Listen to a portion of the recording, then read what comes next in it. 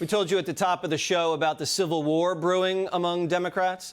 The left not satisfied with President Joe Biden's leadership. His own party wants a progressive primary challenger. One person whose name's being floated, Marianne Williamson.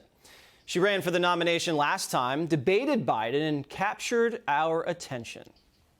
My first call is to Prime Minister of New Zealand, who said that her goal is to make New Zealand the place where it's the best place in the world for a child to grow up. And I will tell her girlfriend, you are so on, because the United States of America is going to be the best place in the world for a child to grow up. I'm going to harness love for political purposes. I will meet you on that field, and sir, love will win. Marianne Williamson joins me now. All right, so Marianne, are you considering primarying President Joe Biden? No, like many, many people, I'm thinking very deeply about what's going on in this country. And I realize that the horse race is not the conversation that most matters.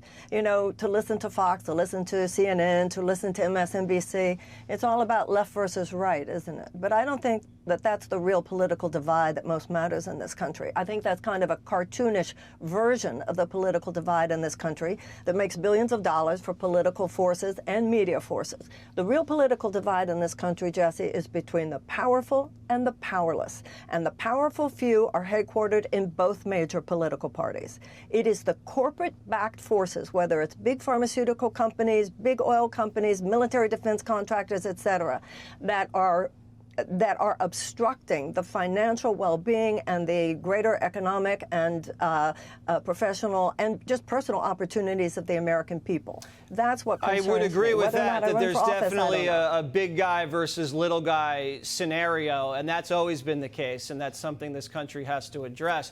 In your opinion, as a progressive Democrat, if you still label yourself like that, where do you think President Joe Biden's biggest failures have been so far in year one?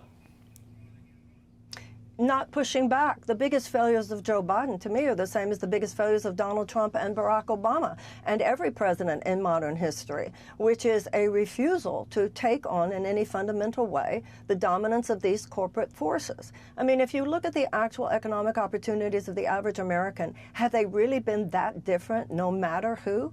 Now, what this president could do, he could invoke a medical emergency. He could therefore expand Medicare. He could override these vaccine patents so that poor countries could develop them.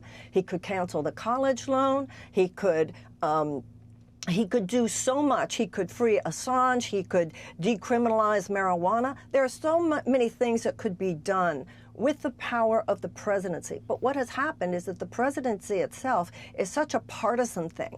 The presidency, no matter whether it's a Republican or a Democrat, should stand unequivocally, the president should stand unequivocally for the rights and the security and the well-being of the American people. One of the things that you talked about left versus right a lot in the debates was harnessing the power of love. How would you harness love if you were president right now in 2022? Well, you know, Lincoln talked about the angels of our better nature, the better angels of our nature. Americans are people. We've got really wonderful things about us, and we've got some things about us, you know, we're just human beings. And some people in this country harness anger, harness bigotry, harness racism, harness some of the worst aspects of the American character.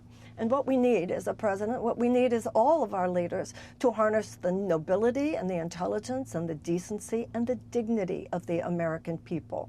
And I think too often politicians on both sides of the aisle speak to the American people like we're not as smart as we are. Oh, that's for sure. And also continue to foster this left-right divide rather than really speaking to what is most deeply wrong in this country and how we can work together to fix it. You know, Eisenhower was a Republican president, and he said that the American mind at its best is both liberal and conservative. Okay. There could be a lot more cooperation. Okay. Well, the liberal part of my mind is very little.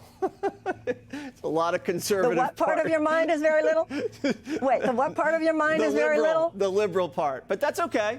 As long as there's a little bit there. And that's okay. That's okay. Right. But, Jesse, Marianne, our fellow citizens are not our enemies. I got to go. The fact that, okay. And thank you. Thank you for coming on Water's World. Hey, Sean Hannity here. Hey, click here to subscribe to Fox News YouTube page and catch our hottest interviews and most compelling analysis. You will not get it anywhere else.